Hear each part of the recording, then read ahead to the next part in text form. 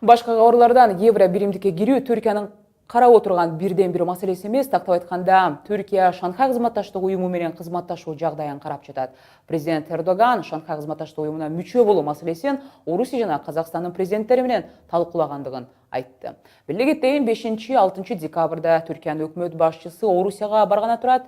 2016 жылдын жазында евро биримдиктин лидерлери Анкаранын Европага келген мигранттардын азайышына көмөктөшүүсүн талкуулаган. Мындан кийин гана алар мүчөлүк боюнча сүйлөшүүнү жандандырууга макул болгон болчу. Дал ушул Шанхай уюму Түркиянын кошулушу жакшыбы же жаманбы? Деги эле бул ишке ашышы мүмкүнбү?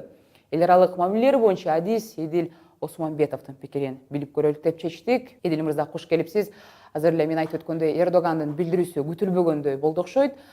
Кандай дейсиз, бул чынында эле тышкы саясаттагы багытты буруу боюнча каалообу же жөн гана Европага сес көрсөтүп, дегеним аларсыз деле жашап кете алабыз деген ишаратпы? Быйыл эле жайында Европалык келишим менен Европанын комиссиясы Турцияга доомат катары койгон. Биринчиден, бул силер укук коргоону колдобойсуңар. Биринчи, укук мамлекетти курбайсыңар деп.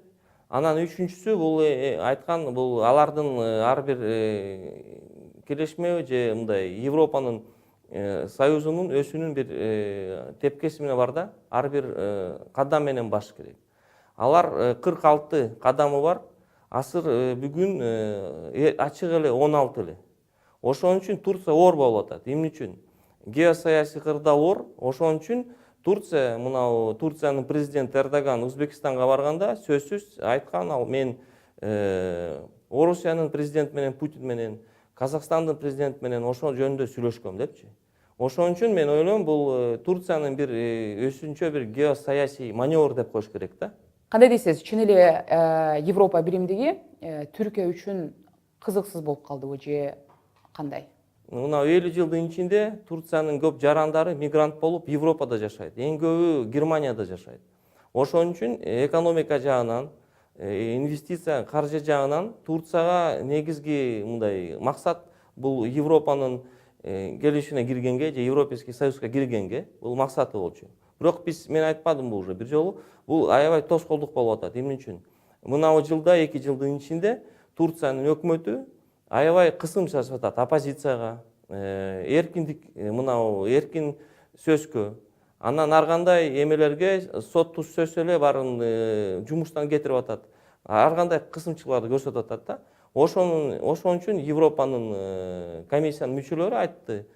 Турция сөзсүз мына уларды аткарыш керек. Биринчи, бул эркиндик болуш керек, мына сөз эркиндиги. Экинчиси, бул укук коргоо, адамдардын укук коргоо системасы сөзсүз сакталыш керек. Үчүнчүсү, бул укук мамлекетти куруш керек. Ошо үч мына маселени келтиргенде Турция ошону ордуна келтирсе, анда биз сүйлөшөбүз депчи.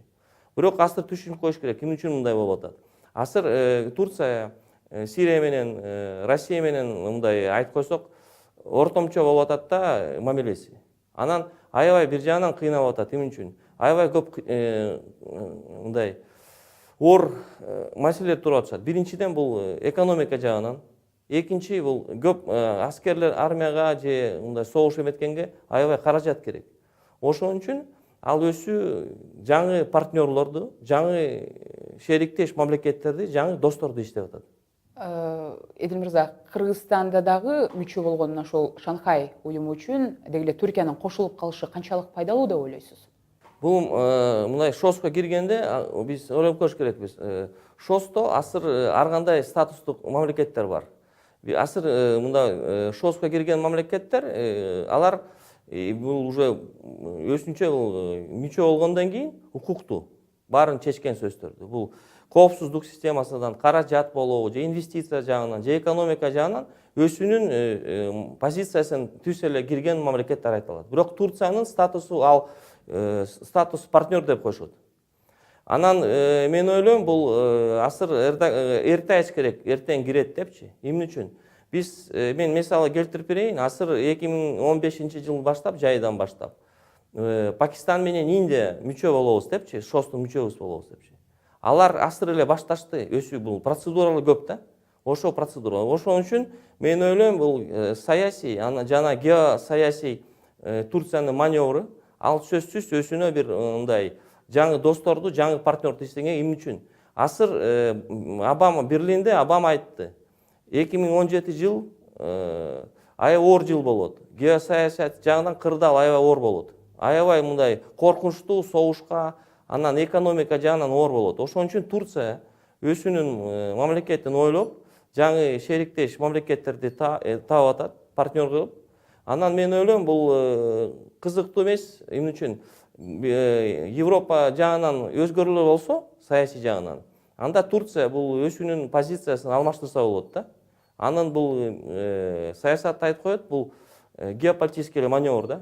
Рахмат сизге, Эдил мырза. Түркиянын Шанхай кызматташтык уюмуна кошулуу ниети туурасында эл аралык мамилелер боюнча адис Эдил Осмонбетовдун оюн билдик.